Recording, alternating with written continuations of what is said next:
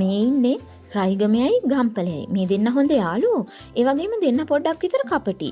ඔන්න එක දවසක් මේ දෙන්න එකතු වෙලා කතා වෙනවා ව්‍යාපාරයක්වත් පටන්ගෙන මොනවා හරි විකුණලා මුදලක් හොයාගමු නේද කියලා. එහෙම කියලා දෙන්නම ගෙවල් වලට ගිහිල්ලා රයිගමයා තමන්ගේ වත්තෙන් ගම්මිරිස්කොළ ගෝණියක්ම කඩා ගන්නවා. ගම්පලයත් ගම පුරහා ඇවිදගෙන ගිහිල්ලා කිතුලට ගෝණියක්ම එකතු කරගන්නවා. මෙහෙම එකතු කරගෙන දෙන්නම කතා කරගත්ත තැනදී ආපහු මුණ ගැහෙනවා. බඩු ගෝණික් කරේ තියාගෙනම. ඉතින් උන්න රයිගමයා කියනවා මම නම් හොඳම වර්ගයෙන් බුලත් මිටියක්ම කඩාගත්තා. හොඳ ගානකට දෙන්න පුළුවන් කියලා.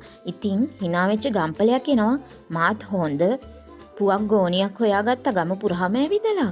හොඳ ගානකට දුන්නේ කියලා. මෙහෙම කියලා දෙන්නම යද්දී රෑ බෝ වුණා. ඒක නිසා මෙයාලා අම්බලමකට වෙලා නිදාගත්තා. පහුවදා උදේම පිටත් වෙන්න කියලා හිතාගෙන. ඉතින් ඔන්න උදේ පාන්දර නැගිට රයිගමයා දකිනවා ගම්පලයා තාම නිදි කියලා. ඉතින් රයිගමයා හොරෙන්ම ගම්පලයාගේ පුවක් ගෝණියත් කරේ තියාගෙන වෙළඳපොළට යනවා. ගිහිල්ලා මුදලාලි කෙනෙකුට කියනවා මුදලාලි ෂෝක් පුවක් ගෝණියක් තියෙනවා. බලන්නකෝ කියලා. එහෙම කියලා මල්ල ලිහලා බලද්දී පුවක් වෙනුවට ඒකේ තිබුණ කිතුල්ලට ගොඩක්. ඔන්න රයිගමයට තේරුණා තමන් ගම්පලයට රැවටුණා කියලා. ඔන්න ඉතින් පරක්කු වෙලා නැගිට ගම්පොලේ බලද්දි රයිගමයා පේන්නේ නැහැ. තිබුණේ රයිගමයාගේ ගෝණිය විතරයි. ඉතින් ගම්පොලේ හරිම සතුටින් රයිගමයාගේ බඩු ගෝණියත් ඔළුවේ තියාගෙන වේගෙන් දුවගෙන යනවා වෙළඳපොළට.